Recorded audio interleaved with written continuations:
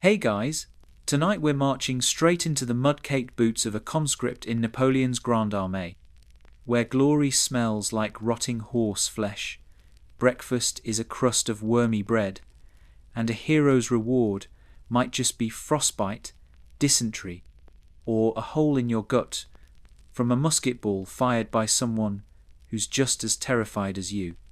You've heard the legends, the brilliant general, the eagle standards, the invincible columns of Europe's most disciplined army. But here's the part nobody tells you. Most of these men couldn't read a map, never owned shoes before the army gave them a pair, 2 sizes too small, and had no idea what they were actually fighting for.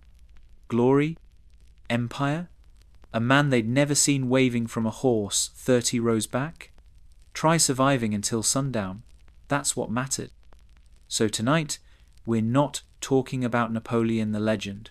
We're talking about the poor bastard knee-deep in Bavarian mud, whose feet are bleeding through his socks, who hasn't seen his home in 2 years, and who's just been told to march another 15 miles on half a ration of black bread and sour wine.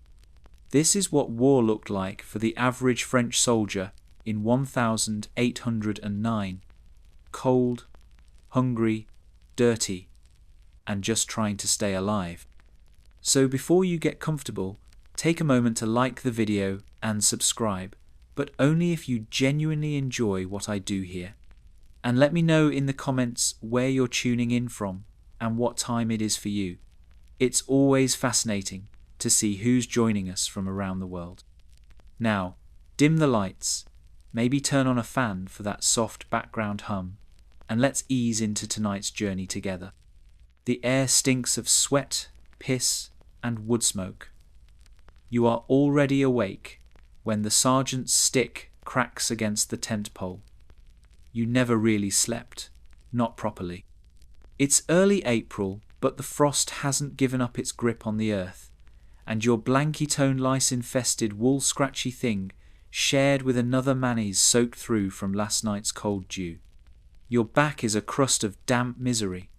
Your breath hangs in the air, steaming in the morning gloom. You cough into your sleeve, already trying to gauge if the wheeze in your chest is worse than yesterday. Probably. A week ago, a man 2 ranks ahead of you dropped in the mud and never got up. They said he had kata, but nobody knows what that really means. Everyone's lungs sound like sacks of gravel. You piss into a shallow ditch, your boots squelching in mud that smells vaguely of blood and vomit.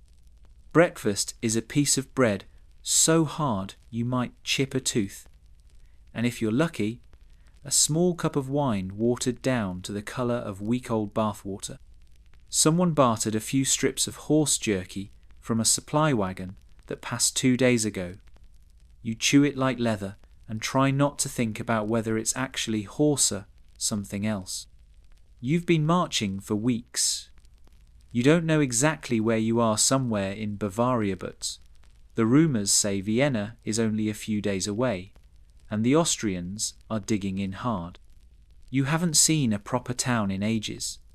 The last one had a church tower full of bullet holes and a barn full of civilian corpses. Nobody talks about it. You check your pack. You're carrying a musket that misfires in wet weather, 20 cartridges of ammunition wrapped in waxed paper, a flint, some string, a tin mess kit, 1 wooden spoon, and a small mirror you've kept mostly for luck. Your extra shirt has blood on the cuffs. You've never actually washed it. No one does. There's no time, no water, and anyway, you'd freeze if you stripped down. The sergeant is shouting. Already the column is forming. You and 900 other men shuffle into a long grey river of bodies, muskets slung over shoulders, boots scraping frozen mud into slurry. The rhythm of marching is muscle memory by now. Your thighs ache. Your toes feel like glass shards wrapped in raw meat. The man ahead of you farts loudly and nobody laughs. There's no energy for humour this morning. Someone's singing a marching tune. Something in Occitan you don't quite understand. from a region you've never seen. It's meant to keep spirits up. It doesn't. Your world shrinks down to the 3 feet in front of your face boots, mud boots, mud. You slip once and catch yourself. A man next to you isn't so lucky and goes down in a puddle. The line moves around him. No one stops. By midday, the sun has clawed its way out of the cloud line, and now it's hot, uncomfortably so. You've stripped off your coat, tied it to your belt, and your sweat stings the raw spots where your uniform has rubbed your skin down to blisters. Dust clogs your nose and throat. Your water is gone. The last well you passed was dried up, and the Austrians poisoned several before retreating. The officers ride by on horses, perfumed and smug, barking orders in pristine boots. Their uniforms are clean, their hands are soft. You wonder when was the last time any of them had to sleep in a trench with rats chewing at their biscuit bag. Probably never. One has a telescope and shouts something about enemy cavalry a few miles ahead. No one in the ranks reacts. You're too tired to be afraid. In the late afternoon, a cannon fires somewhere in the distance. The sound rips across the landscape like God slamming a door. It's followed by another. Your stomach twists. You know what's coming. The Austrians have found their footing. The march stops. You're told to prepare for engagement. That means fixing your bayonet and checking your powder horn. Your hands are shaking. You clean the flint with the tail of your shirt. You remember the drill. Bite the cartridge, pour the powder, ram the ball, prime the pan, and pray your musket doesn't jam when it matters. You hear it before you see it, the buzz of distant voices, the thrum of drums, Austrian lines forming just beyond a ridge. The lieutenant gives a speech. It's supposed to be motivational. Something about defending France, about glory and victory.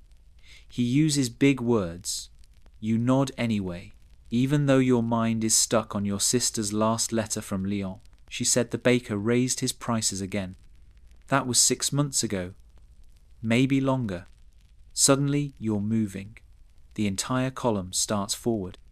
You don't know how fast you're going, just that your feet are following, that your arms are heavy, and that something inside you is screaming in the back of your skull. But you don't stop. You don't think. You just move. The first volley slaps the earth ahead of you, musket balls zipping through the air like angry bees. You see a man lose half his jaw. He drops with a strange gurgle, one hand reaching for the sky. You step over him. You have to. There's nowhere else to go. Your musket fires. You're not sure if it hits anything. The smoke is thick, acrid. Your eyes burn. Your ears are ringing. Someone next to you is screaming. Another is laughing hysterically. You feel something warm and sticky on your cheek. Blood, maybe. Yours? No time to check. You fix your bayonet. It feels like stabbing blind through smoke and bodies and madness.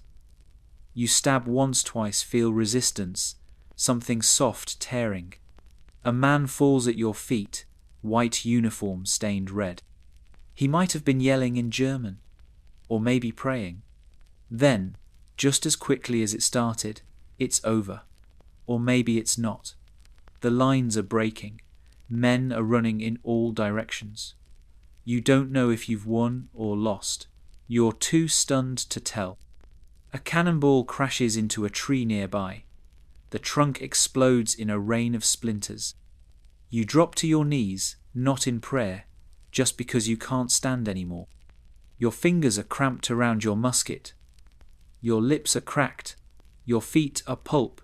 Your eyes sting from powder smoke. But you're alive. For now. And that's more than you expected. Night falls. There's no campfire, just smouldering wreckage and the stink of burned flesh. You lay on your back in the mud again, head pounding, ears ringing. Somewhere, a man is crying. Somewhere else, someone is vomiting. You hear horses being shot. Wounded animals don't make for good morale.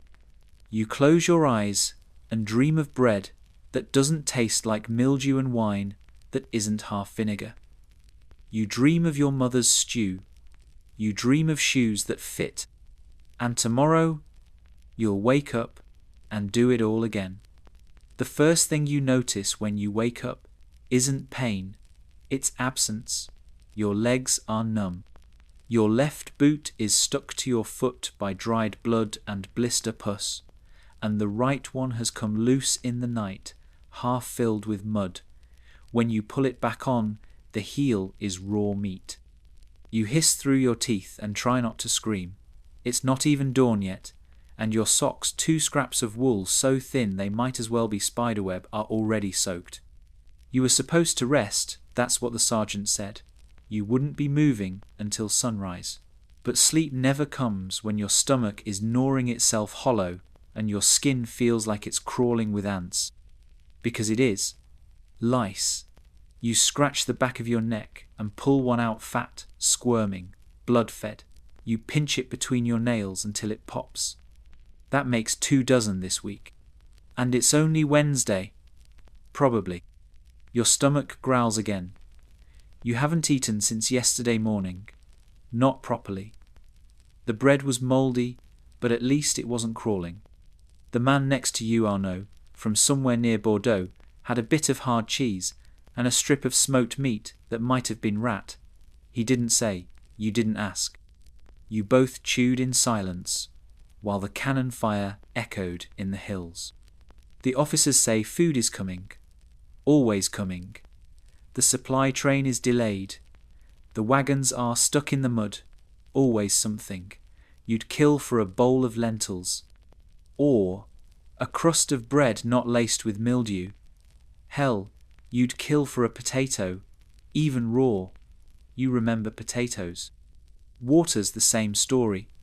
What's left in your canteen smells like wet leather and rust. Last night, you tried scooping from a ditch behind the latrines. Bad idea. Your guts twisted into a knot, and you spent an hour shitting behind a ruined chapel. The priest's bones are probably still in there. You wiped with a rag that you're too afraid to wash. The others said 2 men died from the well yesterday. Poisoned or just unlucky? You didn't ask. You walk again. Always walking. Another 15 miles. Maybe 20. No one tells you. You pass a corpse every mile or so. Some are your own French uniforms, blue coats stiff with dried blood. Others wear white and green. Austrians. You don't hate them. How can you?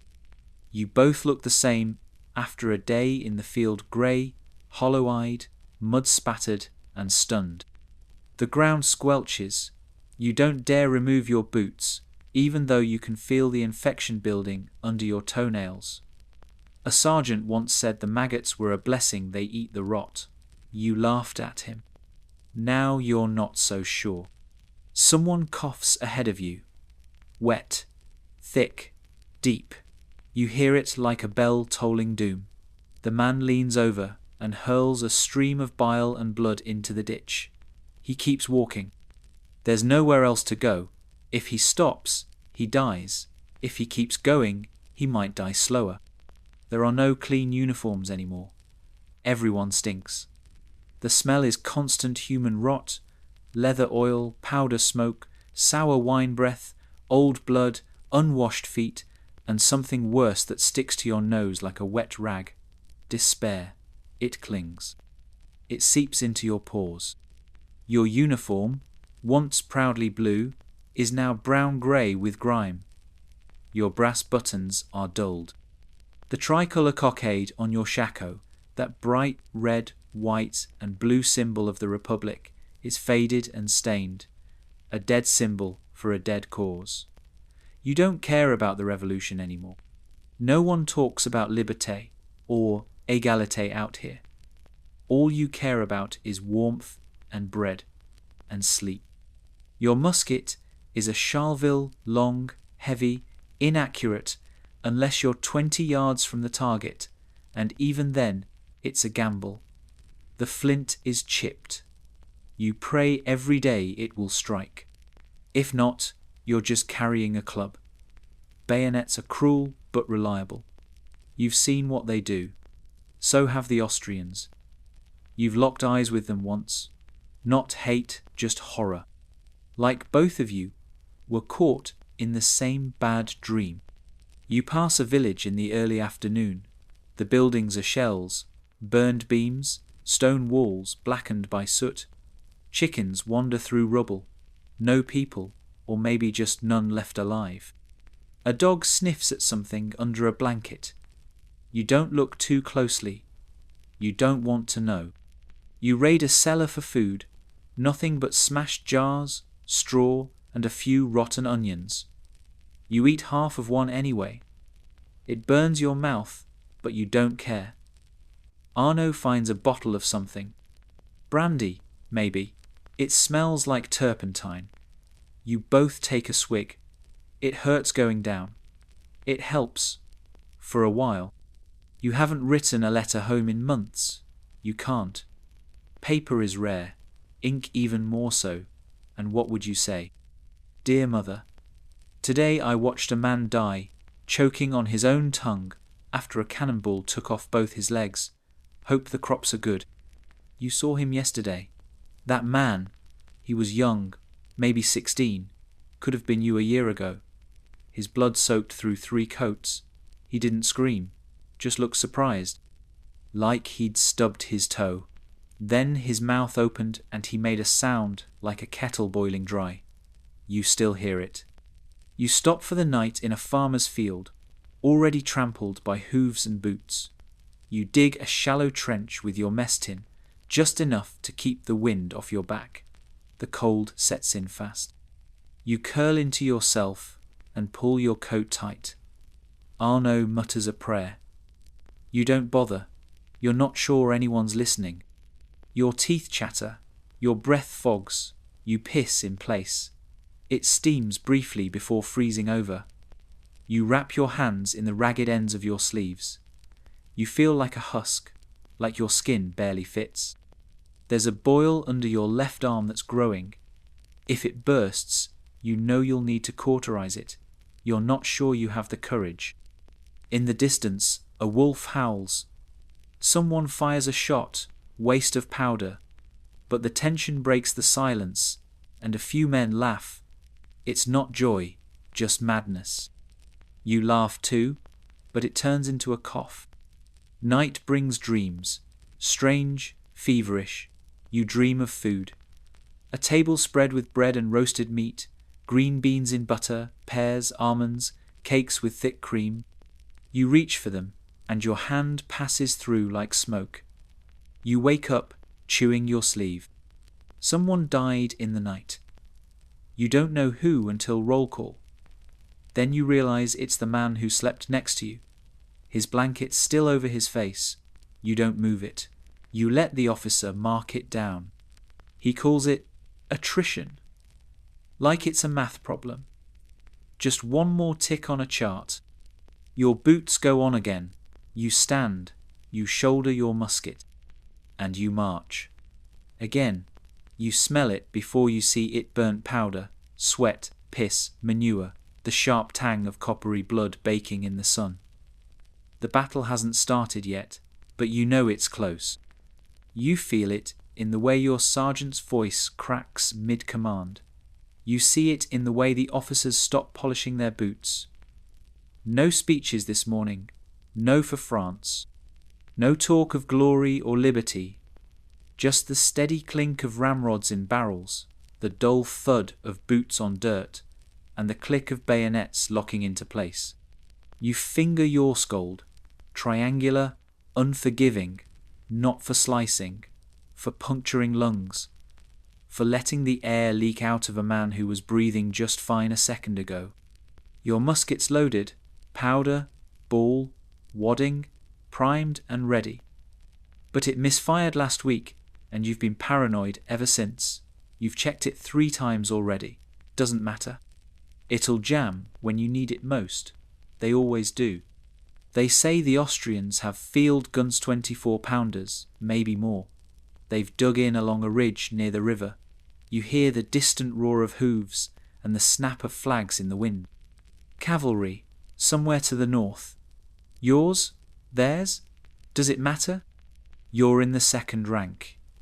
Front lines for the brave or the doomed, and you're not sure which you are anymore. Ahead of you, the earth slopes gently downward into a field of stunted grass and scattered hedgerows. Trees smoulder from yesterday's shelling. A horse, riderless and half mad, bolts across the road, froth pouring from its mouth. The order comes. Advance. Your legs move before your mind catches up. You don't want to. Every bone screams no, but you do it anyway. That's how it works out here. You obey. You step over a fallen fence. Mud sucks at your boots. A man behind you slips and doesn't get up. Nobody helps him. Ahead, a sound splits the world into a deep, pulsing thoom that you feel in your chest. A cannon, then another, and another. The ground erupts 20 feet away, showering you with dirt, stones, something wet. Someone yells that it was Filipe's heads, just gone. Nothing left but neck and collarbone. You look once. That's enough. Still you march. The smoke thickens, your eyes burn. You can barely see the man in front of you. Just the gleam of his bayonet and the rhythmic sway of his shoulders. Your musket's heavy now. Your arm aches. You're sweating so hard your shirt sticks to your spine like glue. Then comes the music, fife and drum, far too cheerful for what's coming. The officers love that. Morale, they say. You wonder if anyone has ever heard of fife and thought, I feel better now. You trade all the fifes in France for a clean pair of socks. Volley fire. The Austrians let loose. A sound like tearing cloth and 1,000 frying pans dropped at once. The line ripples, screams. Men fall forward, backward, sideways. Your friend from last night, Etienne, with the funny story about the donkey he's gone. Just a mess of meat and a piece of his coat fluttering like a flag in the wind. Charge. You run. Bayonet lowered, legs pumping, musket heavy as hell, smoke in your lungs. You trip, catch yourself, someone shoves you from behind. You see flashes white uniforms through the grey haze. You lunge, you scream, you stab, you hit something. It's soft, then it's hard, then it's soft again. You pull back and stab again. You don't see a face, just the blur of hands, the wet feel of blood on your knuckles, the sharp sting of someone else's blade slicing your sleeve. You kick, you bite, you scream. You hear metal snap. Your bayonet's bent, your musket's useless. You swing it like a club. It connects. Bone cracks. Someone howls. Maybe you. Maybe not. The melee breaks. The Austrians fall back. You're breathing like a horse, lungs on fire, heart thundering. Your hands are shaking, your legs jelly. You almost fall, but catch yourself on a dead man's body. His eyes are wide open. You close them. It's a kindness you hope someone will give you. There's a moment of quiet. It's worse than the noise. Then cavalry. You hear them before you see them. Hooves pounding like drums of war. Dozens, maybe hundreds. Shouts in guttural German. You turn, too slow. A flash of steel, a horse rears, a sabre arcs toward your head. You duck. It clips your backpack, tears through your blanket roll. You spin, half dive, half fall. Your musket's gone.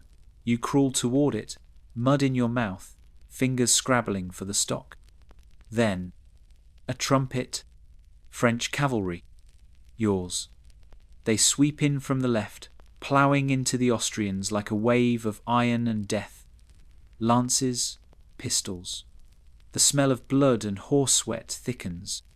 You see an enemy rider fall, his helmet bouncing like a kicked pot. A saber flashes, a scream cuts short. You don't move, you just lie there, breathing, waiting. When it ends, it's not with a bang. It just stops. The field is a ruin. Bodies everywhere. Smoke drifting. The moans of the dying. Somewhere, a man is calling for his mother. Another is praying in Latin. You sit up slowly. Your ears are ringing. Your leg's been slashed open shallow. Not bad.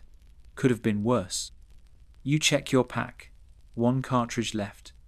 Your fingers are shaking too hard to reload. You stare at your hands. They're not yours. They're red, covered in grime. Someone's tooth is stuck in your knuckle.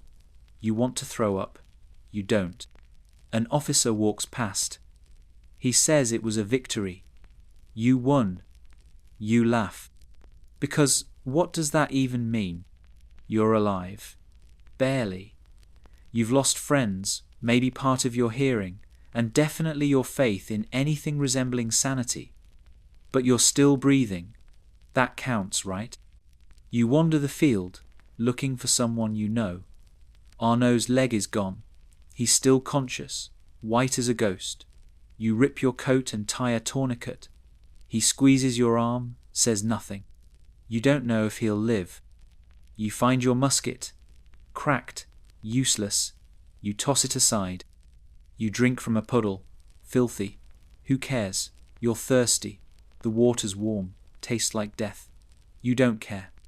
That night, no one sings. No one talks. You eat a strip of dried meat someone passed around. Could be horse. Could be worse. You chew slowly. You think about your mother's face, but you can't remember her eyes. You sleep with your boots on, your coat wrapped around your shoulders. Someone nearby cries in his sleep. You don't wake him. He deserves to escape, even for a few hours. And when the sun rises tomorrow, you'll do it again. Because there's no way home but forward.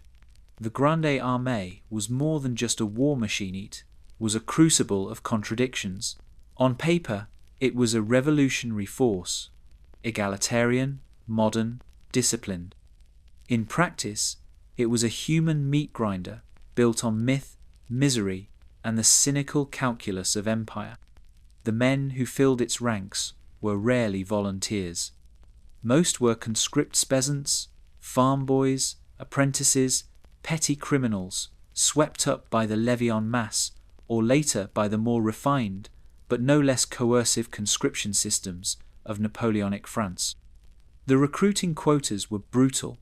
Every department had a number to meet, and local officials often filled rosters with the poorest, the sickliest, the most politically invisible. Some families mutilated their son-chopped-off trigger fingers, or stabbed out an eye to avoid the draft. Others bribed clerks. But for those with no connections, no money, and no escape, the army was inevitable. It promised glory. It delivered blisters. Still, it functioned. Not through enthusiasm, but through shared hardship, iron discipline, and carefully cultivated illusion. The illusion of choice. The illusion of upward mobility. The illusion that anyone could rise through the ranks, if they were just brave enough, clever enough, brutal enough, and sometimes that illusion came true. A shoemaker's son could indeed become a general. Napoleon himself was the proof. But that wasn't most men's story. The truth was simpler. If you were poor, you marched. If you were rich, you bought a commissioner paid to avoid service altogether. There were codes, though, strict ones. Punishments were swift and cruel. Desertion meant death, sometimes by firing squad, sometimes by slow starvation in a penal battalion. Thievery could get you tied to a wheel and beaten unconscious in front of your regiment. Cowardice was worse. In some cases, suspected deserters were buried alive. One man runs, the whole army bleeds. That was the logic. But cruelty wasn't just punishment, it was structure. Officers could beat enlisted men, NCOs could beat anyone beneath them, and everyone, at every rank, lived in fear of the quartermaster.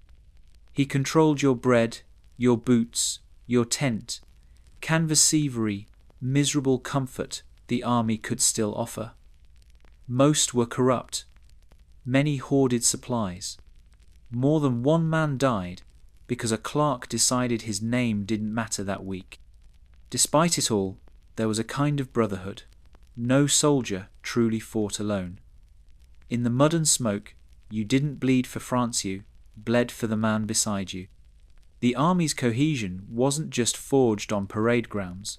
It was hammered into place during forced marches, during lice-picking sessions around campfires, during the long silences after a cannonade when no one could bear to speak. They shared stories, stupid ones, mostly lies, about girls in Lyon, taverns in Marseille, a cousin who once punched a Prussian officer in the mouth. Fantasies, yes, but vital ones. Dreams were as important as muskets. You couldn't march on reality alone. Religion survived in patches. Officially, the army was secular an inheritance of the revolution. But unofficially, saints still lived in pockets, prayers whispered before battle, crude crucifixes carved into musket stocks. Some soldiers wore medallions sewn into their collars. Others believed in nothing except the sergeant's orders and the hope of breakfast. But when bullets flew, most found someone to bargain with, divine or otherwise. Sex was a quiet ghost in the ranks. There were no women, officially, but vivandières followed many regiments' licensed camp followers who sold wine, food, sometimes more. Their presence was both condemned and tolerated. Soldiers formed attachments. Some called them wives, others called them relief. They lived at the edge of respectability and the edge of camp rarely spoken of, rarely written about, but essential. Hygiene was a fantasy. You could go weeks without removing your boots. Feet rotted, teeth blackened, lice became permanent residents. Diarrhea was constant. Dysentery killed more than bullets. And yet, somehow, the army kept moving. It moved on scabs and adrenaline and dried peas, on crusty bandages and hoarded tobacco. Death was not sacred. It was common. Men were buried in shallow graves, if at all. Often they were stripped of boots, coats, weapons, and left to rot where they fell. In winter, corpses froze upright like statues. In spring, they melted into the mud. Horses died by the thousands. Sometimes soldiers ate them. Sometimes they cried while doing it. And yet there was still pride. In strange places, in uniform buttons, in well-oiled muskets, in the way a battalion turned in unison during review. They marched like professionals because they were professionals, even if they were starving, terrified, and 30 seconds from death. The dignity wasn't in the warrant, was in surviving it well. Napoleon understood this. He understood men better than any general of his age. He knew how to speak to their hunger, their ambition, their shame. He wrote bulletins filled with flattery and lies. "You are the bravest men in the world," he'd write, even as thousands froze in Polish snowdrifts. "France will never forget you." But France forgot quickly. Glory doesn't feed widows. The myth of the Grande Armée was maintained through theatre. Banners waved, eagles raised.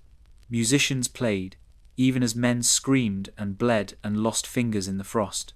Parades mattered. Clean uniforms, even if filthy underneath, mattered.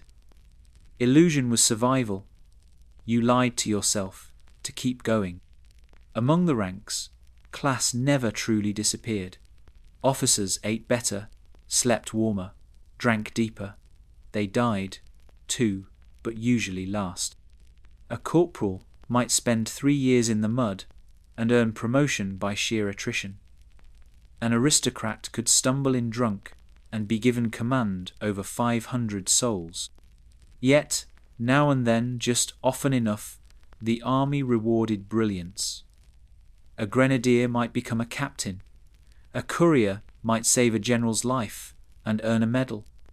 These were the exceptions that kept hope alive. If it happened to one man, maybe it could happen to you. That was the dream, the trick, the lie that kept the lines moving. And for some, after all the mud, the rot, the frozen rivers, and endless marches, it did happen. They returned to France with scars, with pensions, with medals to show at the tavern. A few even got land. But most, they came back limping, or coughing, or not at all. Behind the glorious paintings, the marching drums, and the statues of Napoleon on horseback, there were men, ordinary, breakable men, and they believed, or they tried, or they lied to themselves until it didn't matter anymore. Because when your belly is empty, and your boots are full of blood, and the man next to you just had his throat opened by a cannon shard belief, doesn't need to be true. It just needs to keep you moving. The Grande Armée did not run on courage or patriotism. It ran on logistics barely. At its peak, Napoleon's army numbered over 500,000 men spread across Europe. Feeding, clothing, arming, and moving that many bodies required more than inspiration. It required paperwork. Entire wagons of it. Napoleon's staff were as much accountants as strategists. Every button, every cartridge, every ounce of flour was recorded, requisitioned, denied, lost, stolen, or on rare occasions delivered. The heart of this system was the commissariat, a bureaucratic labyrinth, where officers wrangled contracts, inventory lists, grain shipments, and shoe sizes. There were ledgers thicker than a musket stock and forms with a dozen lines for each entry. Troop strength, number of draft animals, condition of boots, quantity of salt pork. Salt pork was always listed, even when there was none. Supply lines stretched for hundreds of miles, from the army's teeth on the front lines to its soft, bloated belly back in France. Wagons creaked over mountain passes. Mules collapsed in the mud. Drivers froze to death under tarpaulins. And always some way something went wrong. The wrong type of powder arrived. The boots were for the wrong feet. A sack labelled grain turned out to be sawdust or rat-eaten oats, or simply gone, stolen and sold to civilians 10 villages back. Some supplies were never stolen, they just vanished. And the further Napoleon marched from Paris, the more the army relied not on supply lines, but on requisition, which was a polite word for looting. The soldiers called it vivre sur le pays, to live off the land. But land doesn't offer itself willingly. French troops arrived in foreign villages and took what they needed: pigs, wine, firewood, bedding, daughters.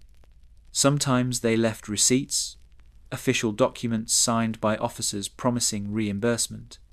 The villagers knew better. Reimbursement meant nothing when your barn was burned and your winter stores were gone. In Spain, this policy birthed guerrilla warfare. In Russia, it backfired catastrophically. In Germany, it sowed hatred that would outlive the wars themselves. But the machine needed feeding, and the machine didn't care what it consumed. Napoleon understood this intimately. His campaigns were not just military, they were logistical puzzles. He chose battlefields based not just on terrain, but on the presence of roads, forage, rivers. He read supply manifests like Holy Scripture. He timed attacks around the arrival of flour wagons. Yet even he couldn't control the chaos entirely. Take shoes, for example. The average French soldier's boots were mass-produced, often made of poor quality leather. They weren't sized properly left and right, were identical, and often wore through within weeks. Soldiers stuffed them with straw, hay, or rags. When boots failed, men marched barefoot until their soles split open and infection set in. Winter campaigns were especially cruel. Frostbite was rampant. Feet turned black, then white, then numb. Toes fell off. Fingers cracked open and bled. Uniforms stiffened with ice and couldn't be removed without tearing skin. Food, when it came, was monotonous. Hard bread, salt beef, dried peas, lentils, rice, brandy. Wine was a luxury, often watered down to discourage drunkenness, not that it worked. The bread was made from low-grade flour and often baked in mass batches days before delivery. By the time it reached the front, it was green with mold or riddled with weevils. Men boiled their rations into foul porridge or softened them with spit. Hunger reduced taste to texture and texture to survival. Ammunition was another nightmare. Muskets were flintlock and flints dulled quickly. Powder had to be kept dry, a challenge in rain-soaked tents or snowbound wagons. Cartridges were paper-wrapped and fragile. A single bump could crush them. Misfires were common. Officers carried extra, but the rank and file often had to scrounge from the dead. Then there were the cannons, the Grand Batterie. Napoleon's signature tactic required coordination between horses, gunners, engineers, and wagons. Each cannon needed several men to crew and at least 4 horses to pull. Spare wheels, limbers, powder chest-sit was like dragging a blacksmith shop into battle, then having it explode. Each cannonball was forged, cooled, transported, counted. Each charge was weighed and packed, and when they fired, the recoil split the ground and deafened men for days. Cannons often broke their own carriages. The army carried spare axles and blacksmiths and wheelwrights, all part of the tale. The army's paper trail was monstrous. There were entire sections devoted to payroll tracking, which men were alive, wounded, deserting, promoted, or dead. Pay was supposed to be monthly. Often, it arrived once a season. Some men went a year without it. Others were paid in worthless assignats. Many sent money home through intermediaries who took half or all. Corruption flourished. Quartermasters hoarded blankets and sold them for favors. Officers sold commissions or traded ranks like cattle. War became economy. Influence was worth more than steel. And still, somehow, the machine lurched forward. Medical care was rudimentary. Amputations were common. Anesthetics were not. Surgeons worked with bone saws, cloth gags, and hot irons. Wounds were washed with vinegar or urine. Gangrene was almost inevitable. Hospitals, when they existed, were overwhelmed, filthy, infested. More men died in tents than on the field. But Napoleon's genius was this. He made men believe, not in systems, not in supply chains, but in him. His bulletins praised their sacrifice. His medals glittered. His image, cast in bronze and painted on canvas, loomed over every loss like a celestial father. The army wasn't fed well or paid well, but it was fed a steady diet of myth. It worked until it didn't. Because systems break, horses die, snow falls, roads vanish into mud, bridges collapse, rivers rise.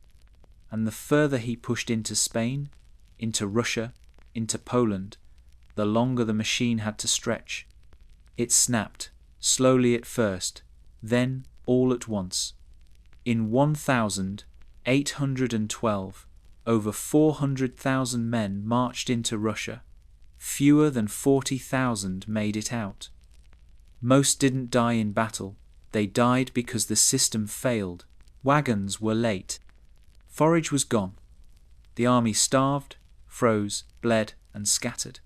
A logistical failure dressed in military clothes. The war didn't end in a blaze of glory. It ended in paperwork, in crumbling ledgers, in horses that couldn't stand, in men who couldn't march. In the end, the Grande Armée was not defeated by a greater army. It was defeated by numbers. Too many miles, too little food, too much death, and no system on earth, not even Napoleon's, could carry it forever. When the drums stopped beating and the cannons went silent, what remained wasn't victory. It was absence. Absence of men, absence of limbs, absence of reason, of glory, of anything that once made sense. Napoleon's soldiers came home, some of them. Most did not. Of the more than 2 million men who marched under his eagles, hundreds of thousands vanished into nameless graves across Spain, Germany, Austria, Russia, and the wind-lashed hills of Italy. Their bones fertilized the fields of Europe.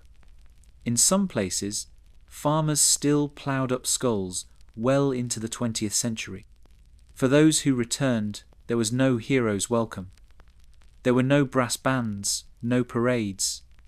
France was exhausted, broke, starving. The promises of empire rang hollow against the reality of empty storehouses and burned villages.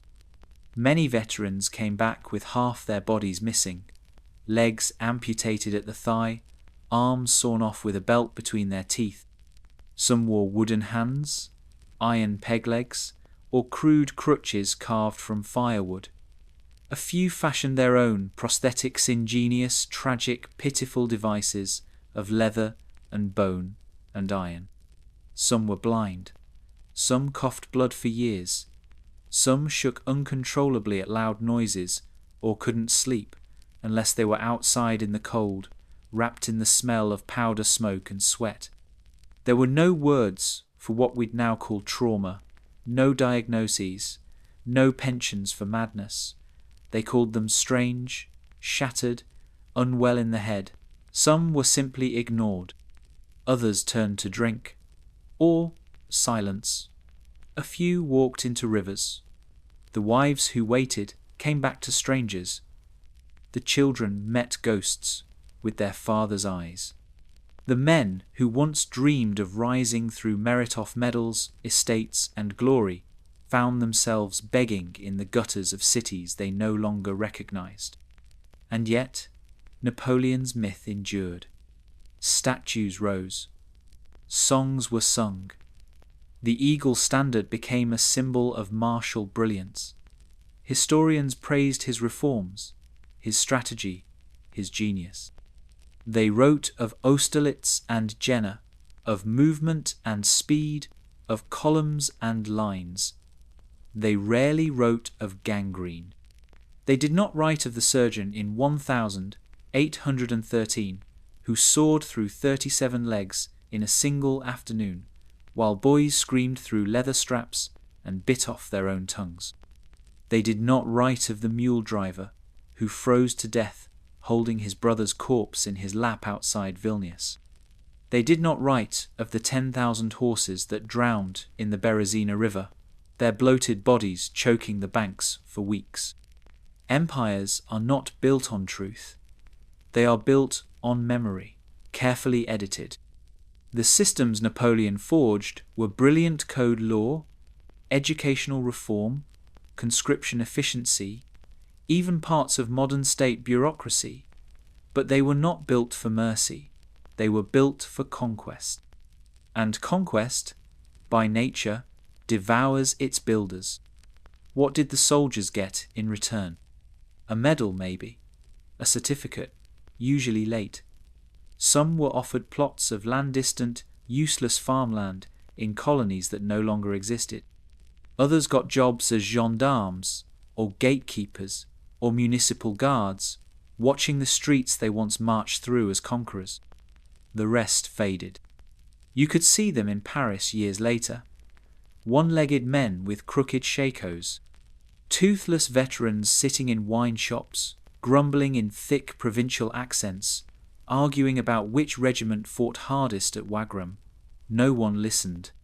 And yet, they remembered everything. They remembered the sound of grape shot tearing a man in half. They remembered the stink of feet in a 10-man tent.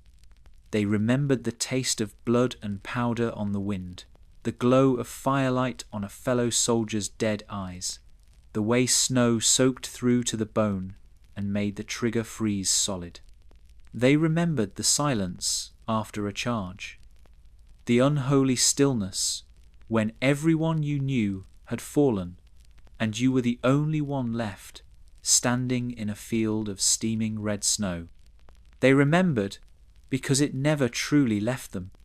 Even those who left the army behind, who cut their hair, shaved their mustaches, learned to smile again, carried something invisible inside them, a foreignness, a weight, a ghost.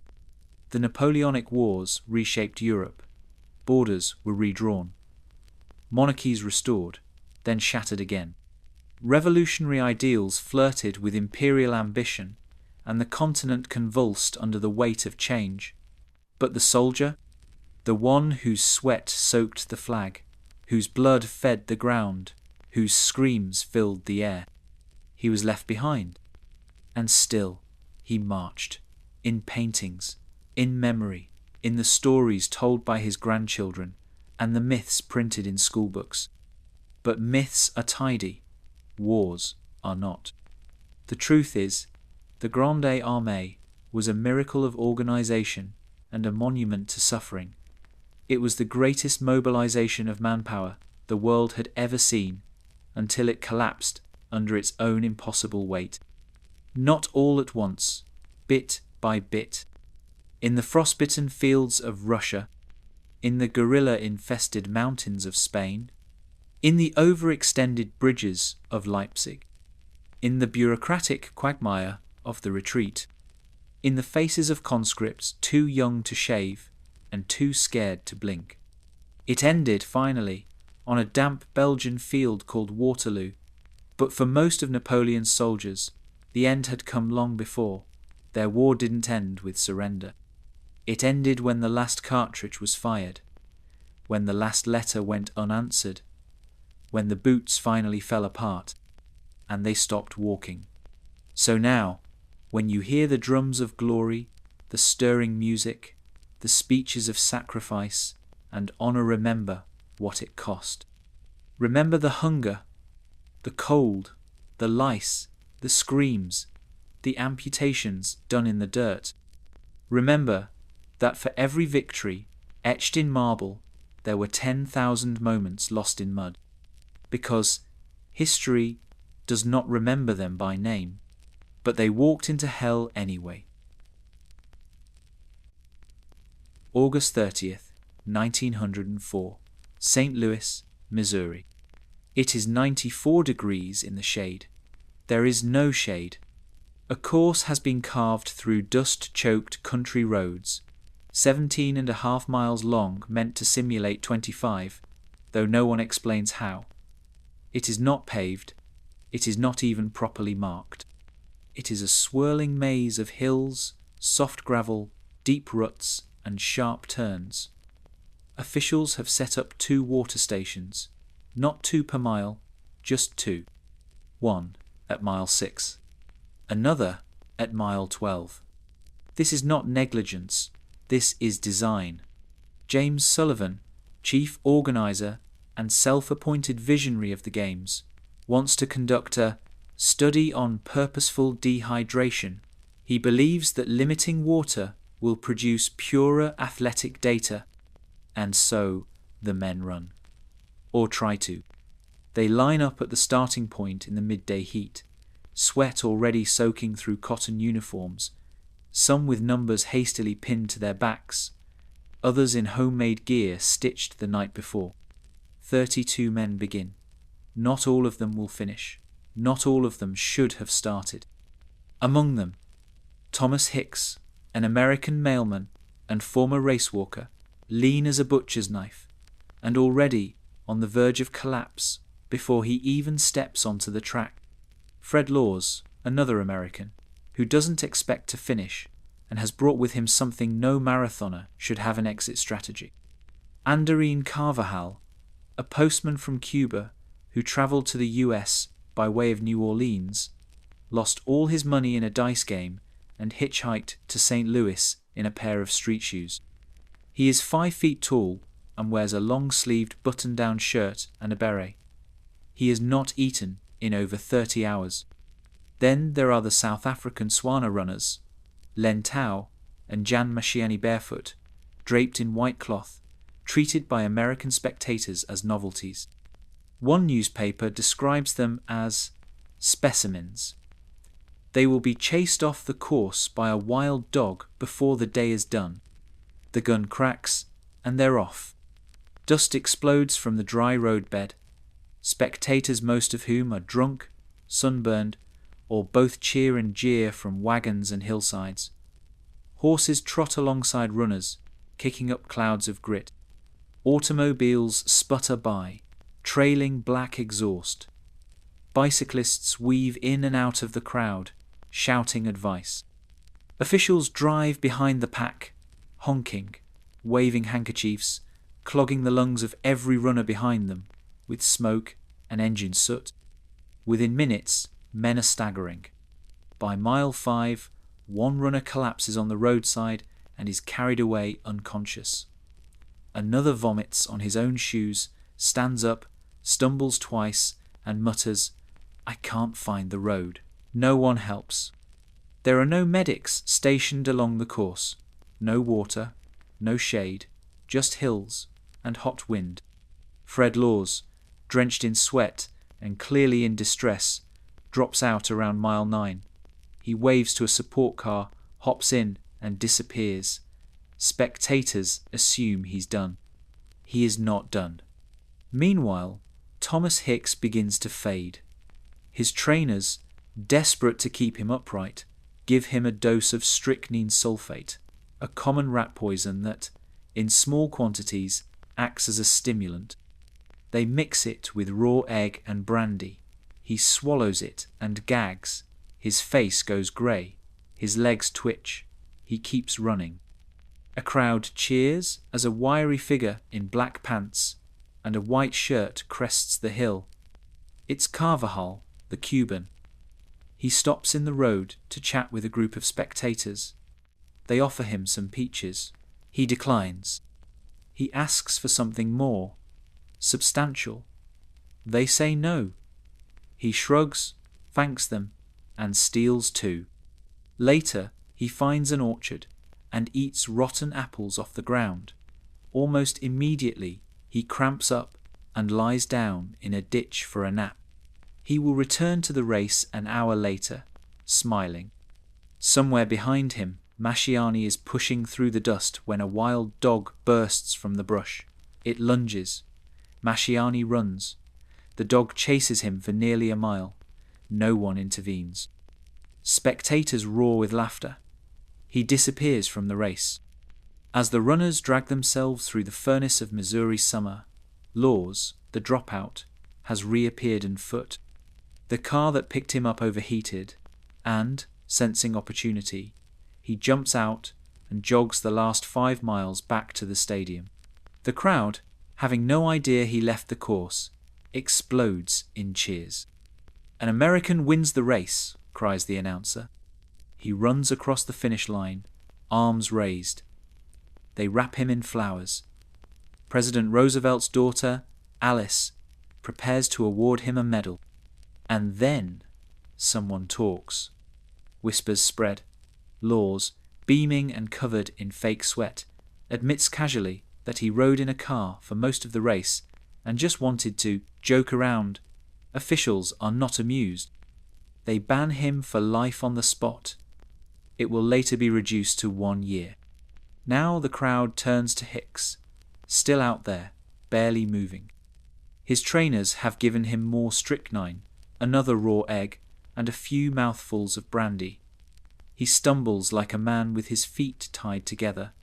His skin has gone the colour of boiled parchment. His eyes roll back.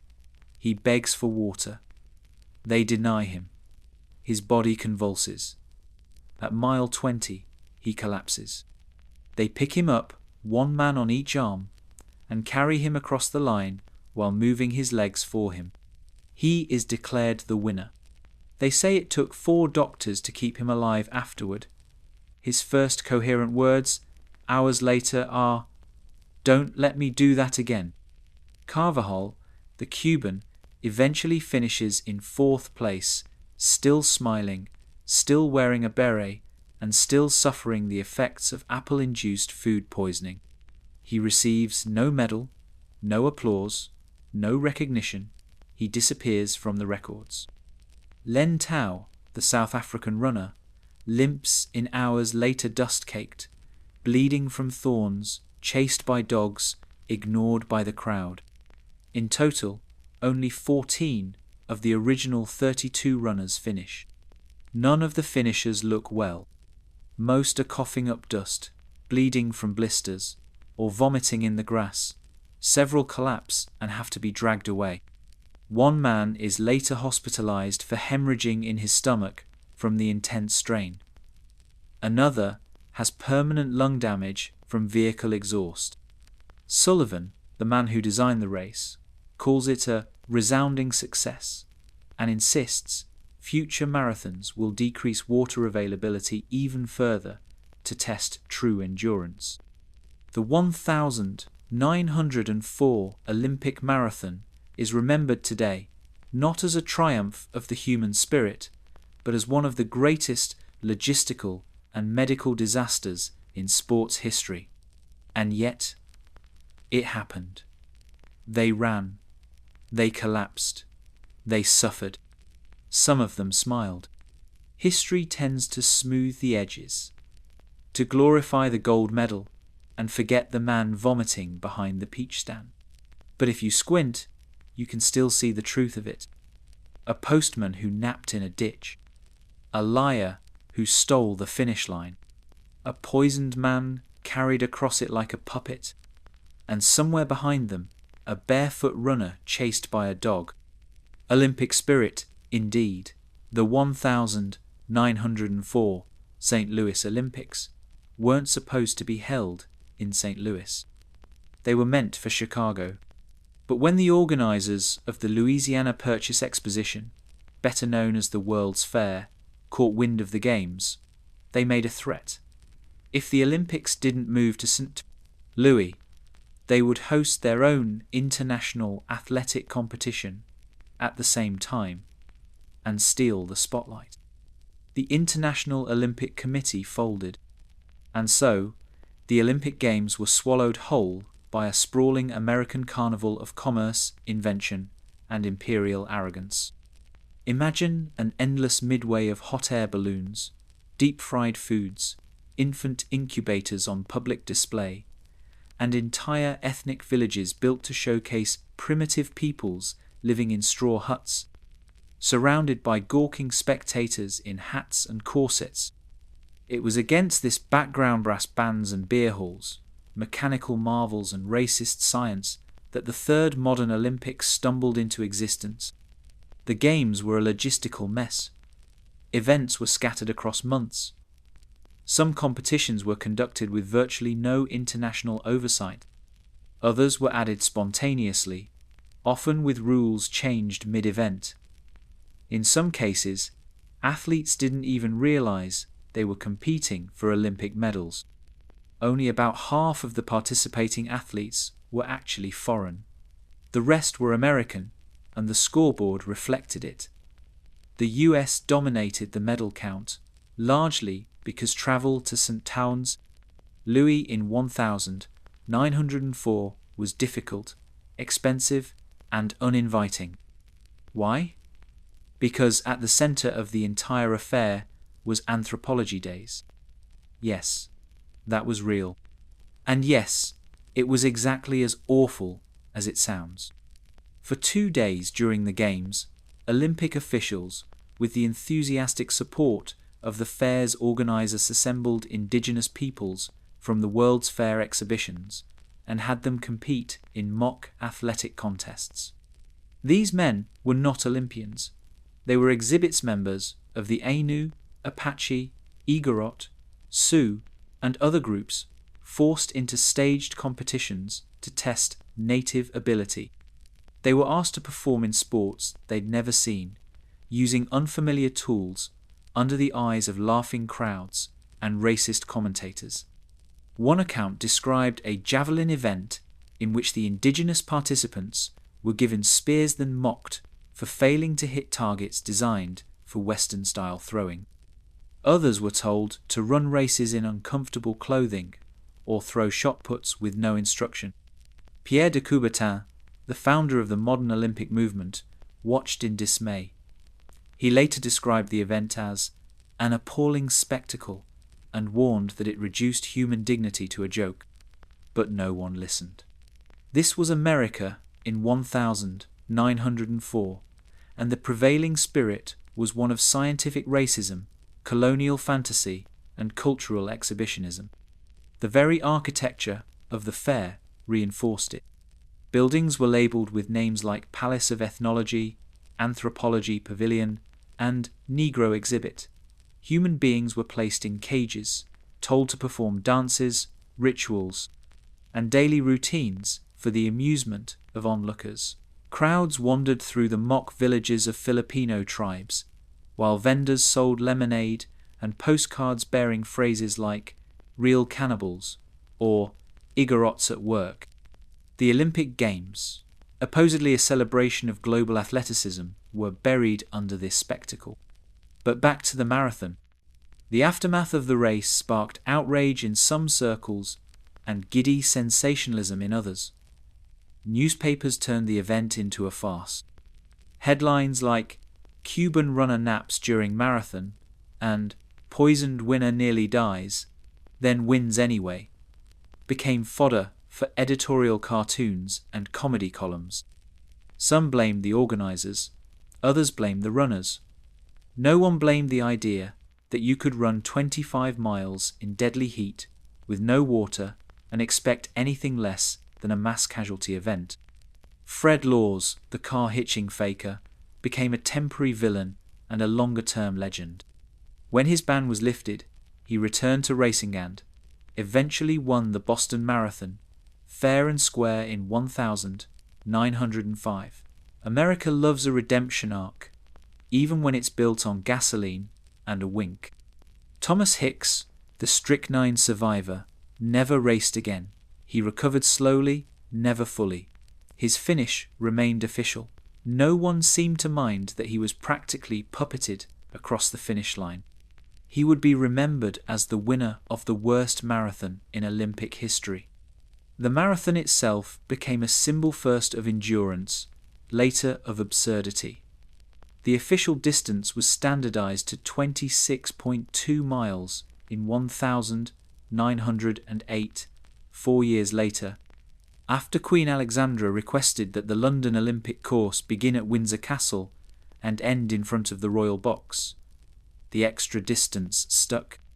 But in 1904, there were no queens. Only dust and poison and farce.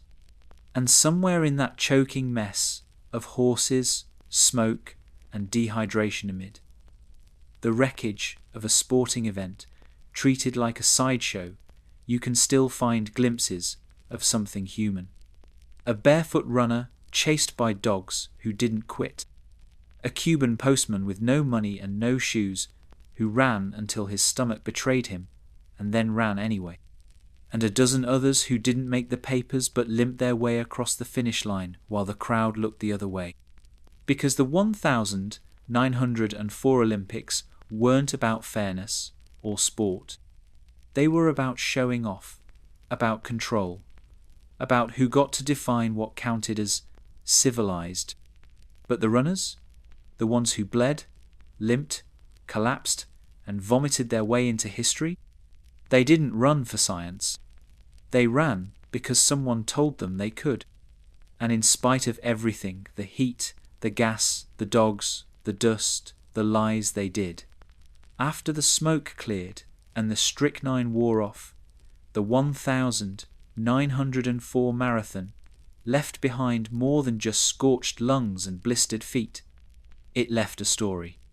The kind of story that slips under the skin of a nation and festers part myth, part embarrassment, part folk legend, something told in back rooms and smoky bars for decades afterward.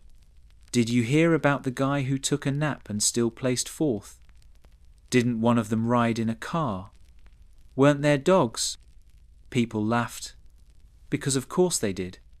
This was America in its carnival phase, where every event, no matter how absurd or dangerous, was an opportunity to promote national swagger. The US had recently liberated the Philippines in a brutal colonial war. The Panama Canal was under construction. The Louisiana Purchase Exposition was in full swing, celebrating a century of land acquisition and westward domination. The Olympics weren't separate from this. They were baked right in. The marathon became symbolic of that moment. Messy, cruel, ludicrous, but somehow still celebrated as a triumph. Newspapers told its slant. They focused on the absurd details, but rarely questioned the structure that allowed them to happen. Strychnine? A curiosity. Dehydration as policy? A footnote. Racist spectacle? Not even acknowledged. Instead, Fred Laws became a kind of folk heroine all-American scoundrel who tried to cheat, got caught, and shrugged it off with a smile. Just a joke, he said. And America, hungry for punchlines, believed him. Thomas Hicks, the real winner, became a cautionary tale for trainers. His victory, soaked in poison and raw eggs, was heralded not as a warning, but as proof of the human will. Never mind that he was essentially dying on his feet. He crossed the finish line. And that, for many, was enough. For Carvajal, there was no such redemption. He returned to Cuba without honors, without compensation, without even a decent pair of shoes. His story faded until it was dug up decades later as a quirky side note. But if you squint at the record, you can still see him jogging through clouds of dust in a beret and long sleeves, smiling despite everything. And the barefoot runners from South Africa? They were turned into curiosities. Len Tao and Jan Mashiani ran under unimaginable conditions, fending off both natural hazards and institutional racism, only to be erased from the conversation entirely. No medals, no headlines. Just faint names on a scorched page. The science behind the race was quickly discredited. Strychnine would never again be considered a performance enhancer outside of bad novels and worse poisonings.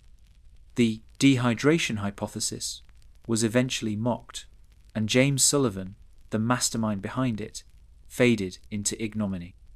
But the legacy of that race was more subtle and far more enduring. It revealed how easily sport could be bent into something unrecognizable.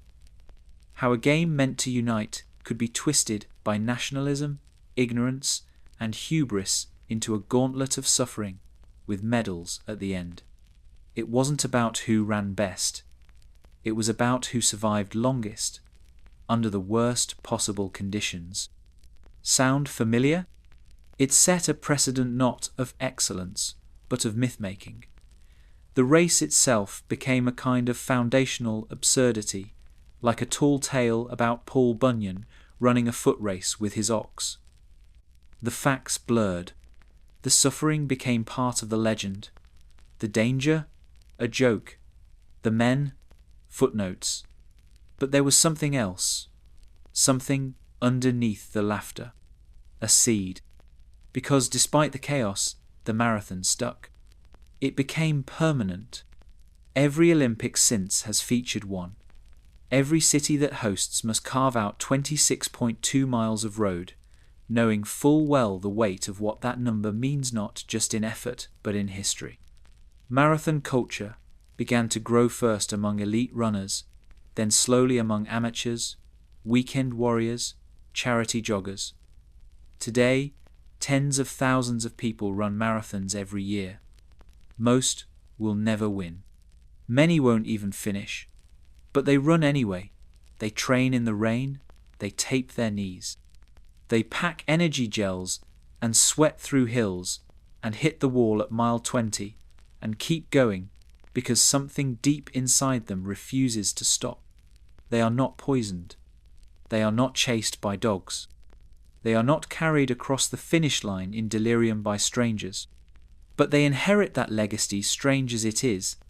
They are part of a tradition born from one of the most catastrophically mismanaged races in human history. And still, the story grows. Every year, new runners read about Hicks and Laws and Carvajal. They laugh, because how can you not? It's all so stupid, so grotesque, so human. But the truth sits beneath the joke, that sometimes history doesn't need to be noble to be important. Sometimes it just needs to happen. A foot in a rut, a poisoned egg, a lie at the finish line, a man who runs through all of it because it's either run or fall, and he's fallen too many times already. And in that moment, in that stupid, dust-choked, strychnine-laced moment, becomes history. Not because he deserved it, but because he finished. The marathon should have been a disaster that buried itself. One of those historical footnotes that gets quietly locked in a drawer, like a steam-powered airship that never flew, or a medicine made from radium and regret. But instead, it became a seed.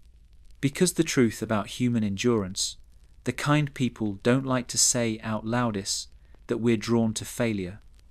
Not triumph, not perfection, but the story where someone breaks apart and keeps moving anyway.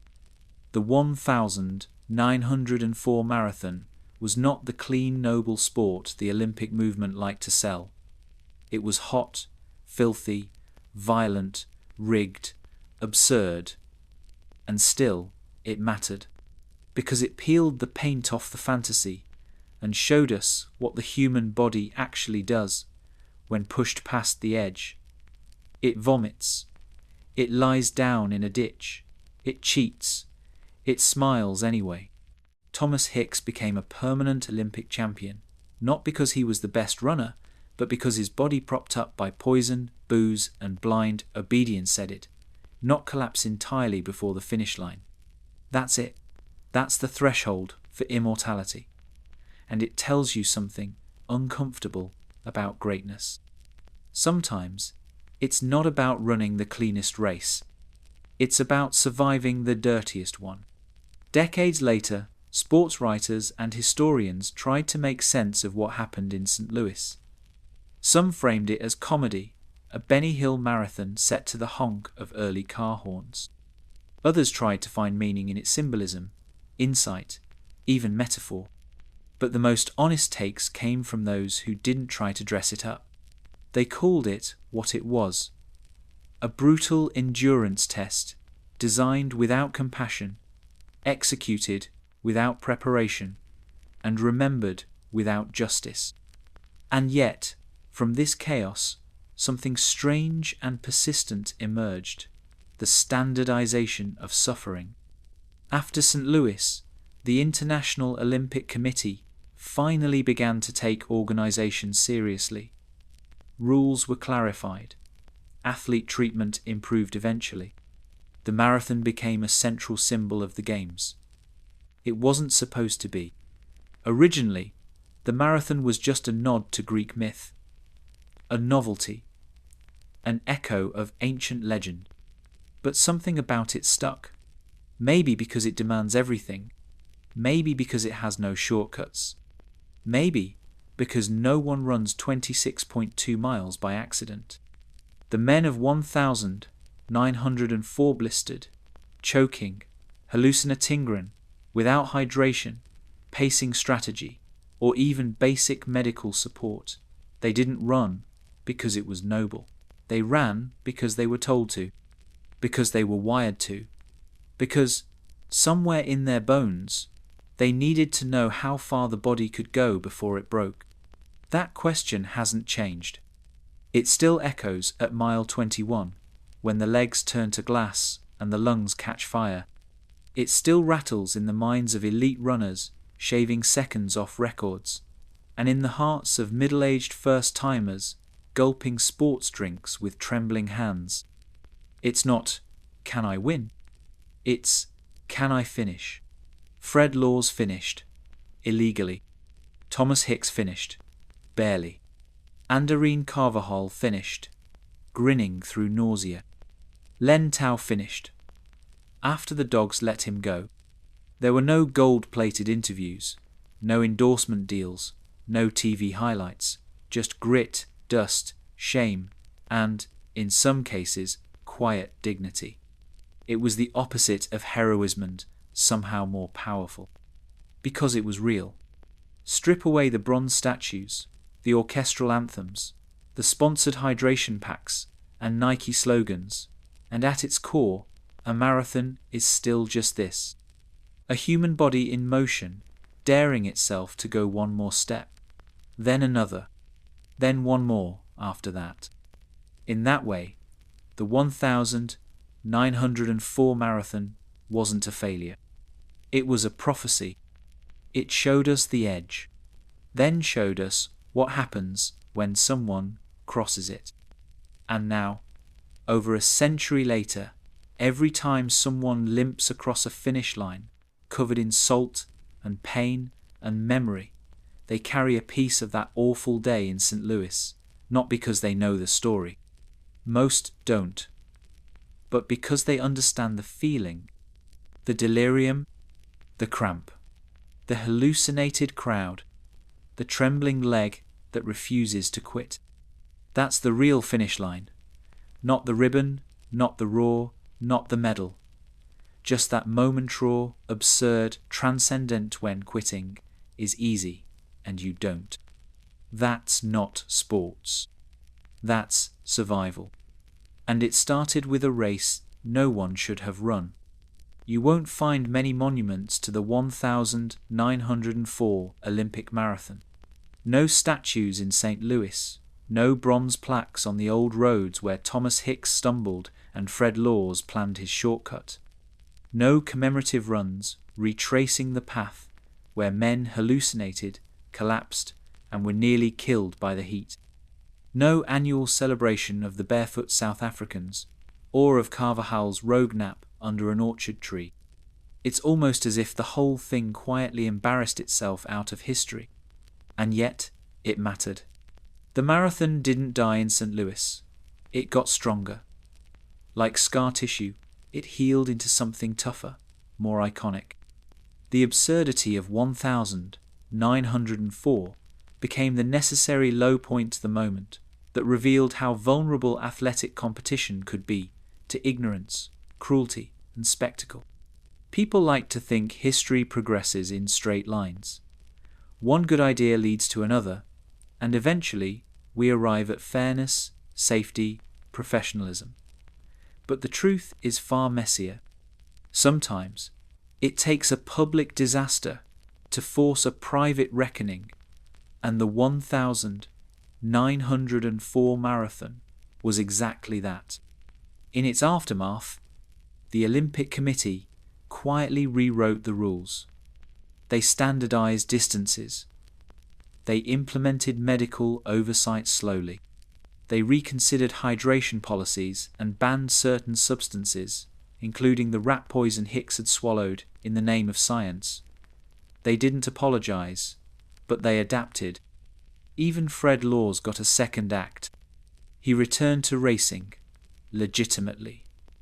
He won the Boston Marathon the very next year, as if to prove that cheating had only been a footnote in an otherwise heroic tale. America loves that arc. Fall, rise, redemption. It's clean. It photographs well. Hicks, for his part, became a relic. The poisoned champion. He lived, but only just. He gave no speeches. He went quiet. There was no victory tour, no reward. He had proven what the body could survive, and that was enough. It always is for those watching from a safe distance. Anderín Carvajal drifted into obscurity. Some say he kept running. Others say he died poor, barely remembered. There are stories of him returning to Cuba and becoming a minor local legend, telling stories of the strange land with the choking dust and canned peaches, but few wrote them down. Len Tao and Jan Masciani, the South African runners, vanished almost entirely from Olympic memory. Their presence at the Games was symbolic, but not in the way the organisers imagined. They weren't exhibits or curiosities. They were the canary in the coal mine, early warning of how global sports would one day collide with colonialism, exploitation, and deeply entrenched racism. They ran barefoot, on American roads, chased by dogs, to polite applause and historical silence. There was no justice for them, only erasure, but not total. Today, if you dig deep enough, you can find their names. You can find digitized newspapers describing their efforts with cruel fascination. You can find footnotes in Olympic archives, blurry black and white photos with misprinted captions and half-remembered quotes. They're there, still running, through smoke and sand and neglect. And the marathon itself? It became sacred. Not because of what it was in 1904, but in spite of it. The race that nearly killed a dozen men in the Missouri sun is now synonymous with human will, with triumph, with grace under pressure. But that grace was bought at a price few remember, because that's how myth works. We cut away the mess, we polish the bones, we remember what flatters us, and forget what makes us squirm.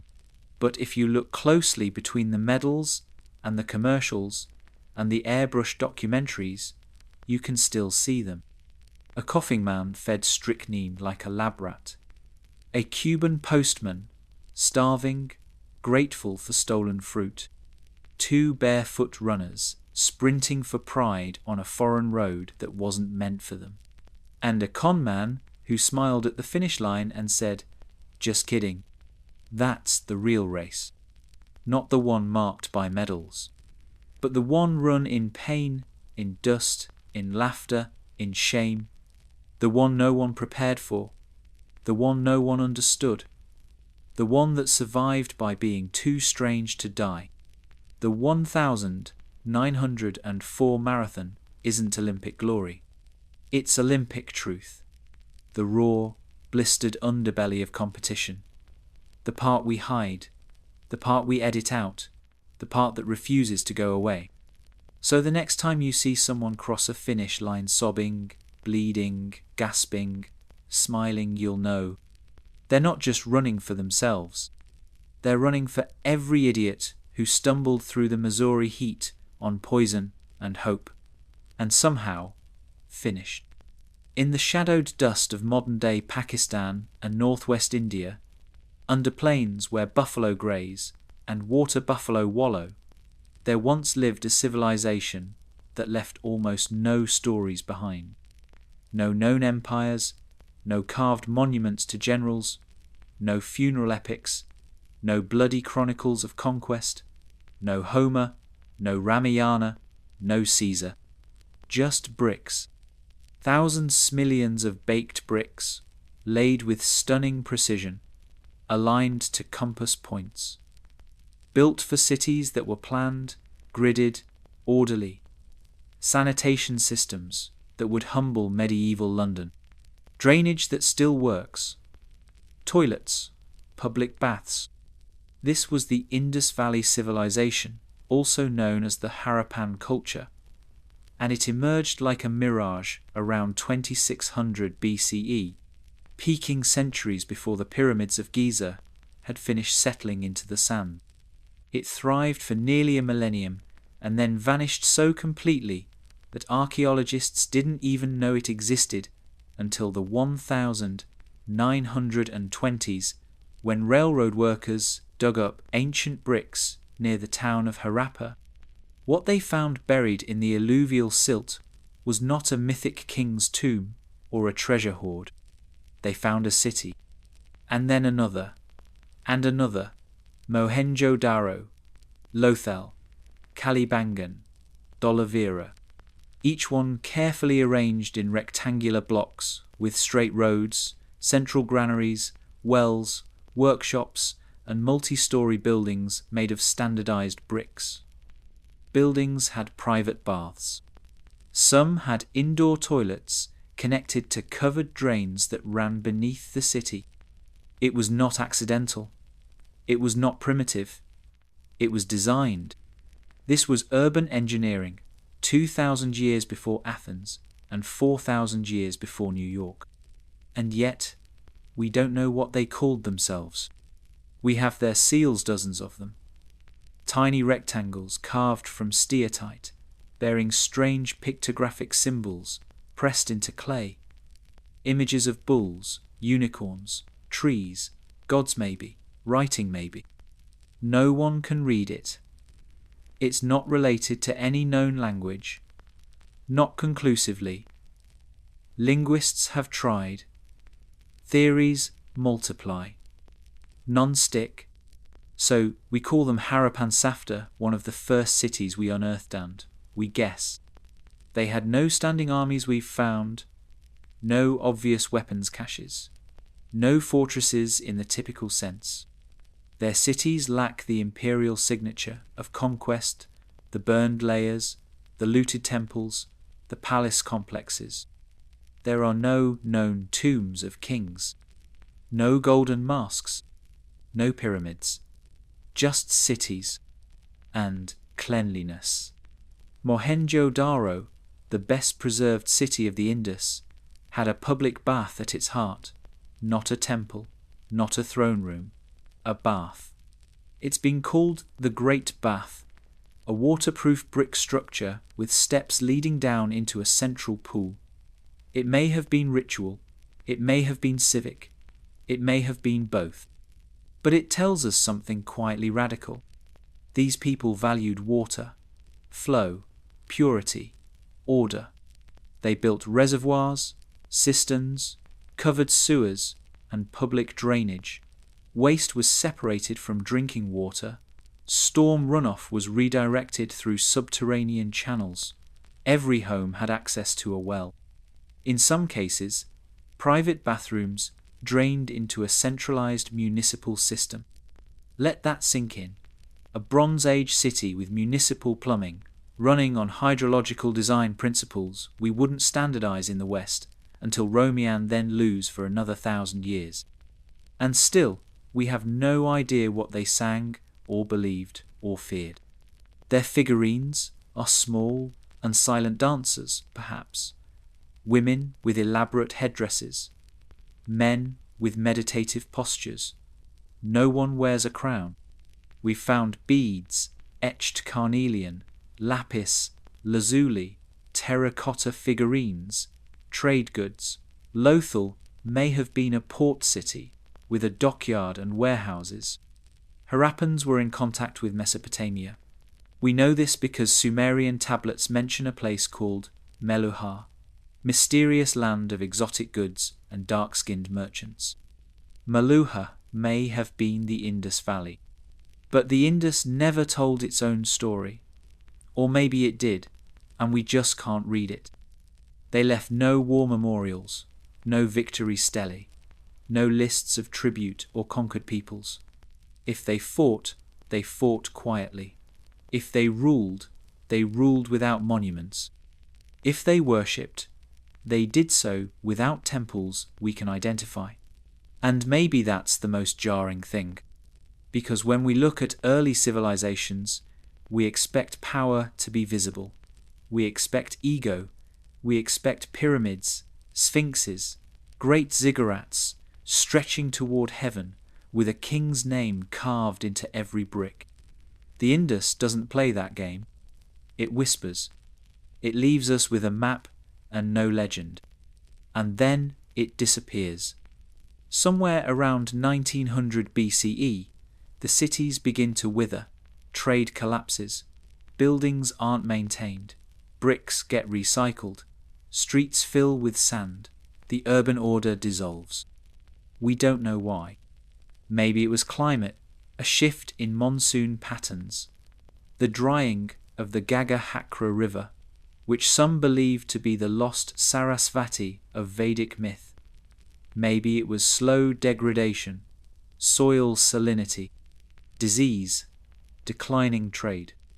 There are no signs of conquest, no layer of ash, just dispersal. People moved east into smaller villages. Some may have mingled with newcomers, Indo-Aryan migrants from the northwest. The languages changed. The cities were swallowed by earth. And for 4,000 years, no one remembered them. Until a British engineer needed bricks to build a railway and started digging in the wrong place. What he unearthed wasn't treasure. It was something rarer, a society that had achieved urban greatness without leaving behind tyranny. A civilization where engineering mattered more than ego, where waste management may have been a higher civic priority than royal lineage. In a world that worships power and spectacle, the Indus is an anomaly. It shows us what civilization might look like without conquest at its center.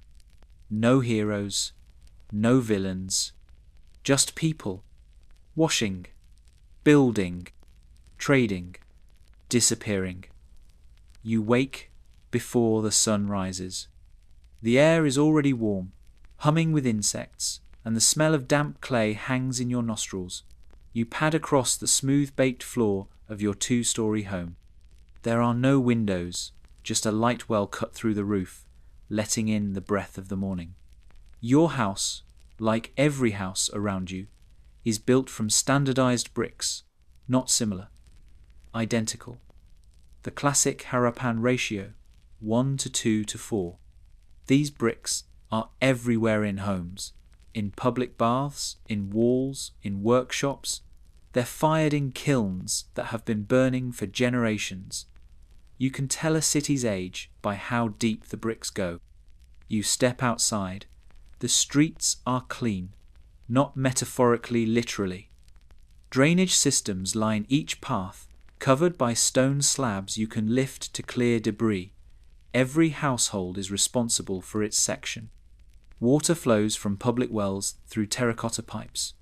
Grey water leaves through separate channels. Waste is moved away from where you eat, sleep, worship. You don't think of this as a miracle. It's just normal. You pass a bathhouse. No priest guards it, no soldiers either. There is no temple tax, no tithe. Just workers and water, filtered through a sand basin before it enters the basin. Someone's scrubbing terracotta floor tiles with ash soap. You turn toward the market. The smell changes cardamom, charred cotton, sweet fruit, animal dung, river mud, and something acidic, bronze polish. Copper workers are already heating their crucibles. Beads are being drilled from carneliana redstone that glows like fire in the sun. The bead makers are precise, methodical. They trade their wares with Mesopotamians through middlemen who sail the Arabian Sea in crescent-hulled boats made of stitched planks and black bitumen. There are weights and measures in the market. Cubes made of chert, cut to exact sizes. Traders verify each transaction with scales. You do not haggle. The price is the price. Fairness is expected. Reputation matters. You pass a potter shaping a vessel. His kiln uses a draft chimney, clever design that creates high heat with minimal smoke. His designs are geometric, waves, hatching, repeating spirals.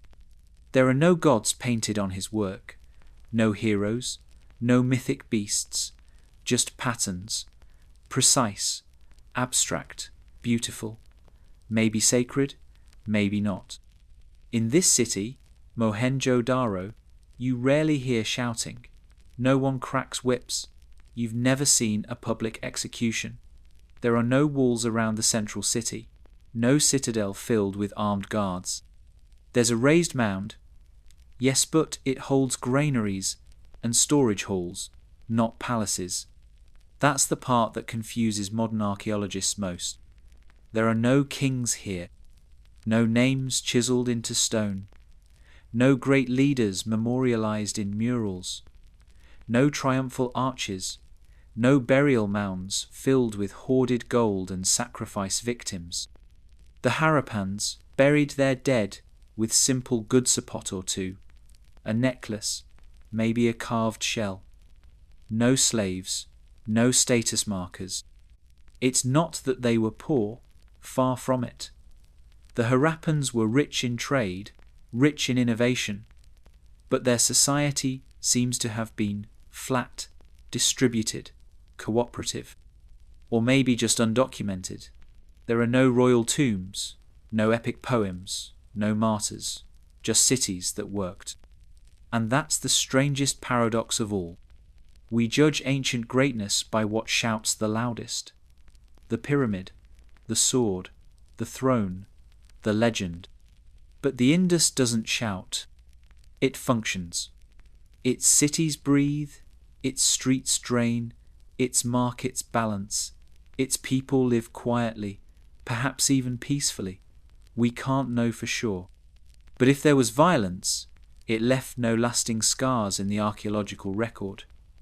No massacre layers, no sudden destruction, no massive fires, no toppled statues, just continuity, and then disappearance. And maybe the reason we struggle to remember them is because they didn't demand to be remembered. No conqueror etched their name into every stone. No tyrant stood atop a ziggurat screaming his lineage to the heavens. No scribes inked volumes about which god blessed which river to win which war.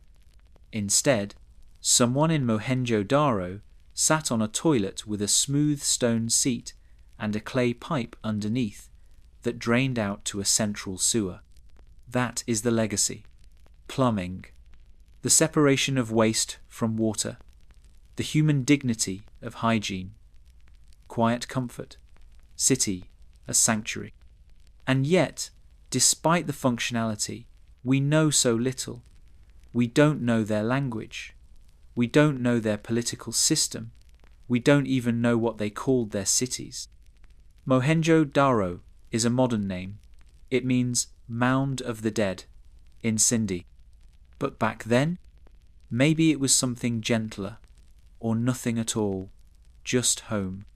What we do know is this: the cities weren't random. They were designed. The people weren't primitive. They were meticulous. And their silence isn't emptiness. It's mystery. It didn't collapse. Not the way we usually think of it. There were no enemy armies crashing through the gates. No smouldering ruins, no toppled temples, no final bloody siege or last desperate stand atop the citadel. Because the cities of the Indus Valley didn't fall. They faded.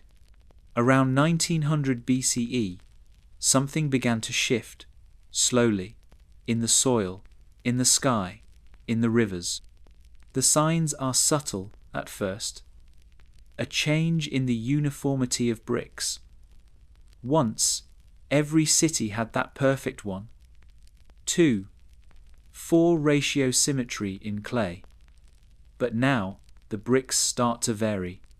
Shapes slip. Sizes drift. Kilns aren't fired hot enough. The corners aren't as sharp. It's like a system loosening its grip. Then the streets grow cluttered. Sewers clog and are not cleaned.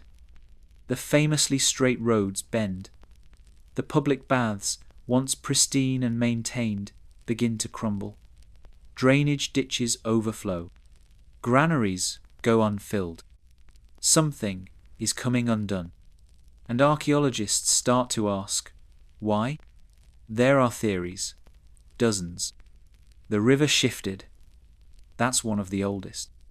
The great Indus River and its mysterious twin, the Gagar Hakrawich, some link to the mythical Sarasvati River may, have dried up or changed course due to tectonic activity. When a river dies, a city chokes. Another theory, climate change. Not modern Bronze Age. The monsoon patterns that once sustained the valley's agriculture weakened. Crops failed, wells dried, the fertile land turned brittle. You can survive without politics. You cannot survive without water. Still others suggest economic isolation. The Harappans had traded with Mesopotamia for centuries, but around this same period, Mesopotamian records grow quiet. Their contacts with Meluha, the likely name for the Indus fade from clay tablets, trade dried up. With it, prosperity.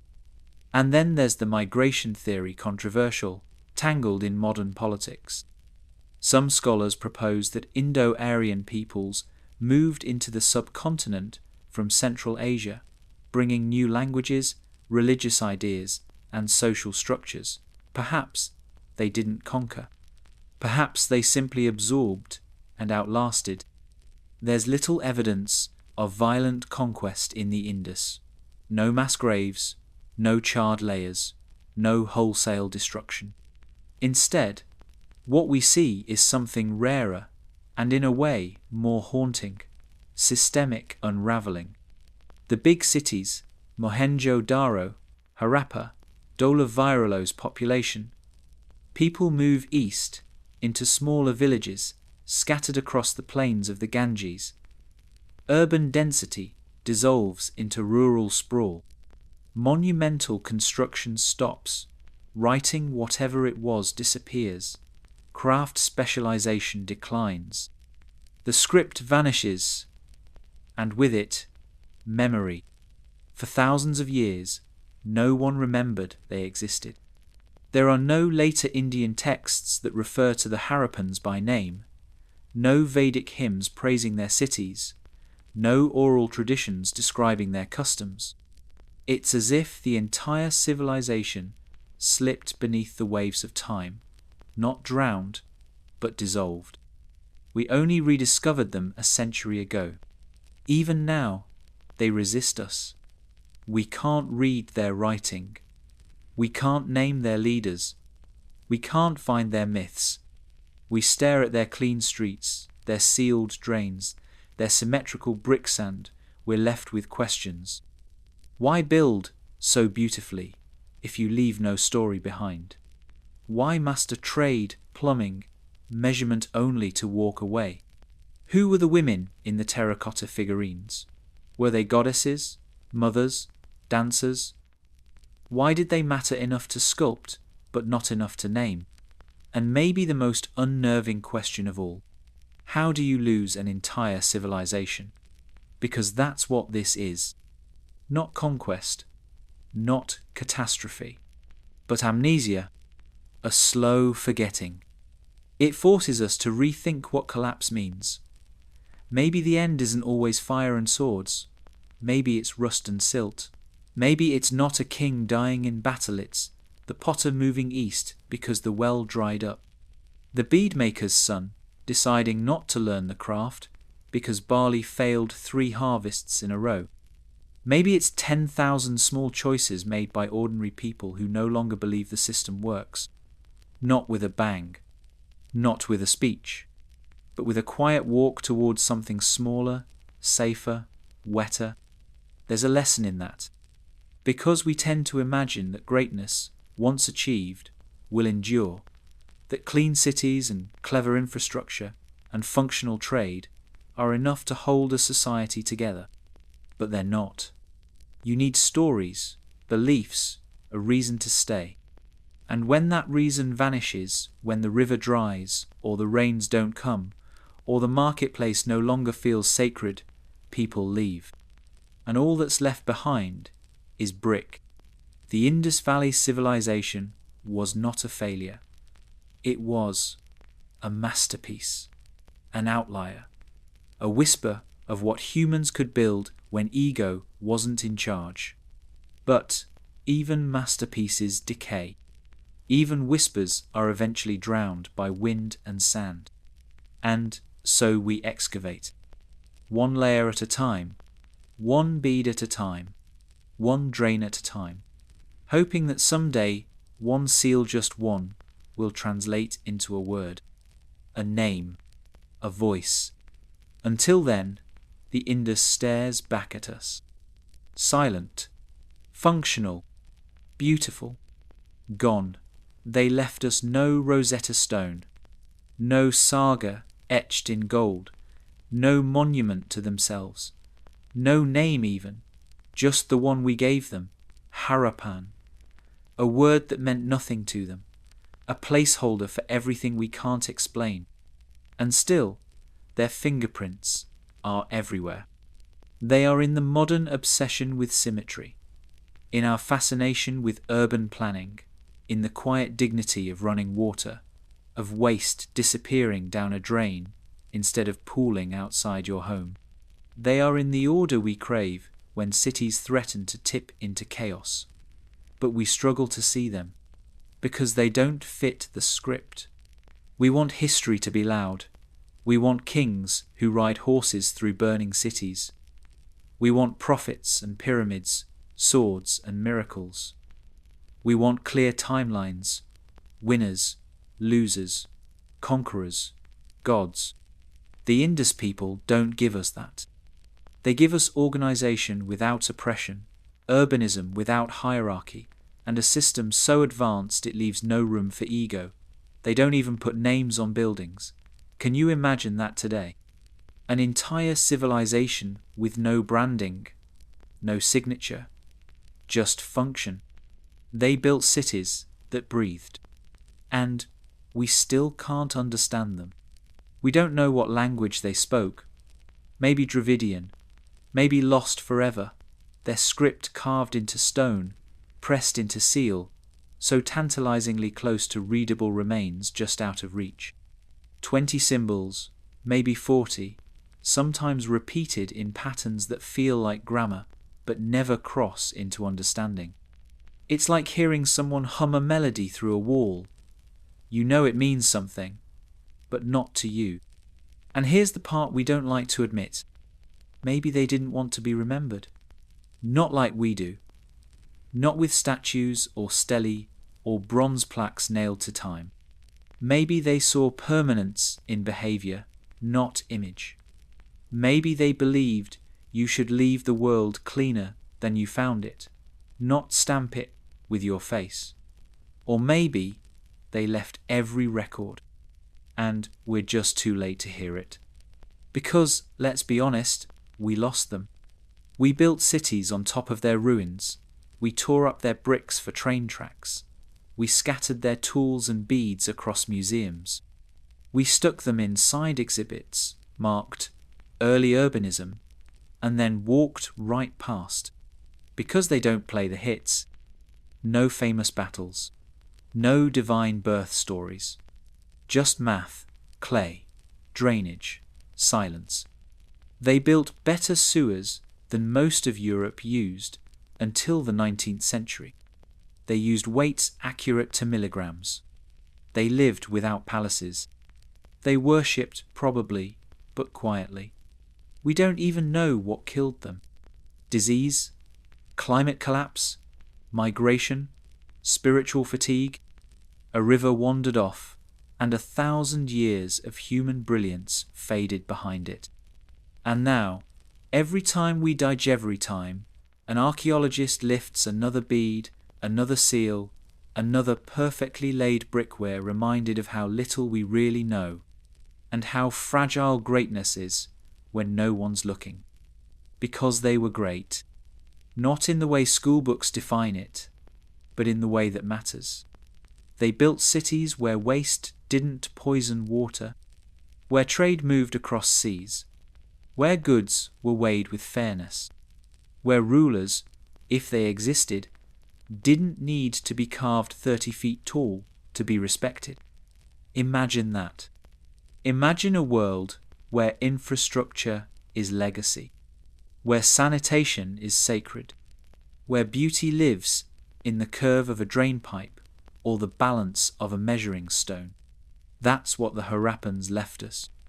Not power, not glory, just proof. Proof that humans don't need temples or tyranny to thrive. That dignity can exist in the shape of a home. That you can be remarkable without needing to be loud. And that sometimes the greatest story in history is the one no one ever told. She was born Wu Jiao in the year 624 to a wealthy family in Shanxi province under the early years of the Tang dynasty, only of the most artistically rich and cosmopolitan periods in Chinese history. And before she was even out of childhood, she learned the most valuable lesson a woman could learn in ancient China. Power is never given, it must be taken.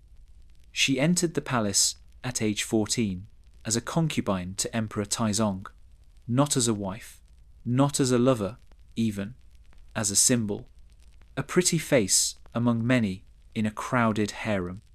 She was assigned the lowest concubine ranker, Kairen, barely more than a servant.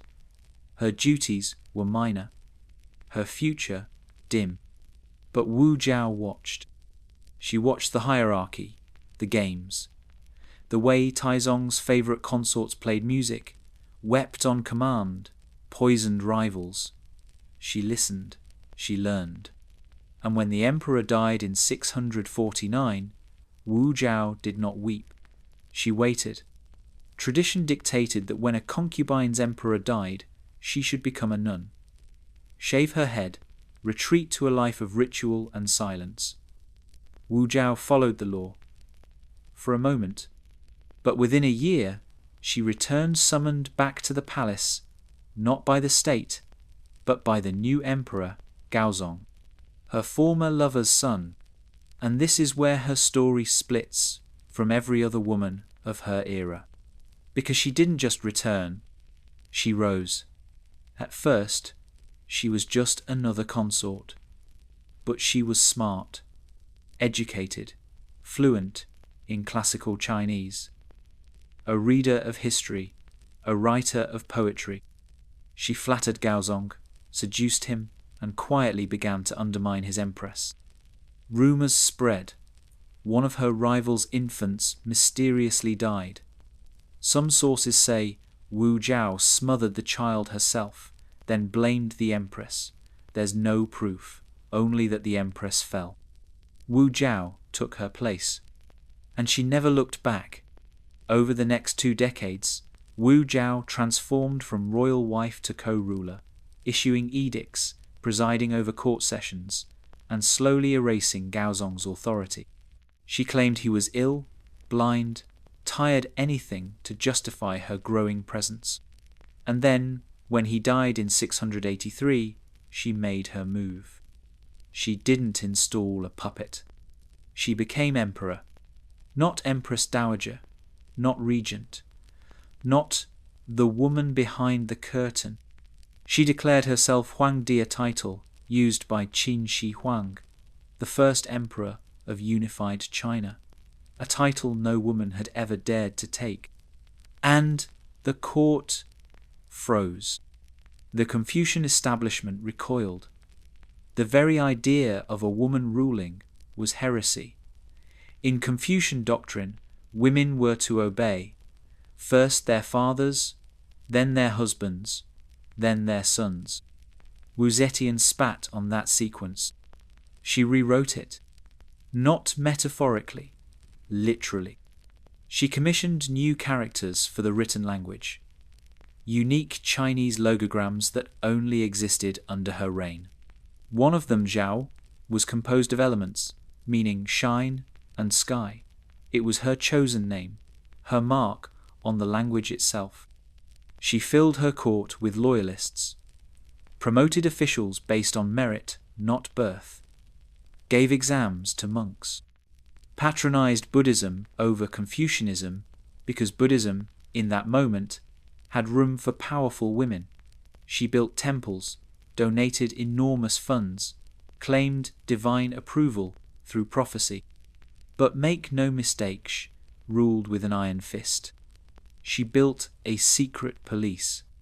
She had spies in every province, eyes in every temple. She executed rivals, had officials flayed alive, ordered the death of her own children under suspicion of disloyalty. She crushed rebellions, exiled critics, and ordered the deaths of entire families for the crime of treasonous thoughts. Poets who questioned her vanished. Court officials who resisted her reforms committed suicide. She was ruthless, and yet the country flourished. Under Wu Zetian, the Tang bureaucracy grew stronger, taxation became more efficient, agriculture expanded, education was broadened, meritocratic reforms took root, roads were repaired, crime dropped. For the first time in centuries, women rose to prominent posts in court. Not many, not for long, but they did.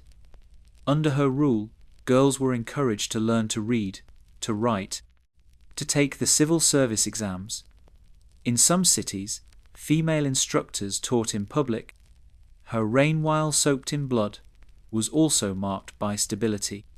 And still, she had to justify every breath. Every act of power was an act of rebellion against tradition. She claimed to be the reincarnation of Maitreya, the future Buddha. She wore the imperial dragon robe. She received ambassadors in full ceremonial dress. She signed edicts as emperor, not empress, not dowager, not regent. She took the throne, and in doing so, she rewrote the possibilities of what a woman could be. But time is cruel to the ambitious. In her later years, Wu Zetian grew paranoid, fragile, surrounded by flatterers and sycophants. She took lover-stow young brothers, both accused of manipulating her for power. Her ministers grew restless. The old Confucian guard plotted in silence. In 705, at the age of 81, she was forced to abdicate. She died later that year, and the court moved fast. They erased her reforms, burned her writings, smashed the new characters she had introduced. They restored the old Confucian hierarchy and buried her in the Qianling Mausoleum alongside Emperor Gaozong. Her tombstone? Blank, intentionally left without inscription. The most powerful woman in Chinese history, the only one to rule as emperor in her own right, given no words on her grave, because the men who followed her didn't want to remember her victories, only her sins. They buried her without a name, not because they forgot it, but because they remembered too much. Wu Zetian's tombstone, the blank stele of Qianling still, stands today 10 feet high, smooth as bone, carved from limestone, surrounded by stone lions and guardians, and utterly devoid of words. A deliberate omission, a message. Let the silence speak for itself. But history is not silent. It talks, it gossips, it warps. For over 1,000 years, Wu Zetian has been remembered through a cracked mirror, sometimes a monster, sometimes a genius, sometimes both.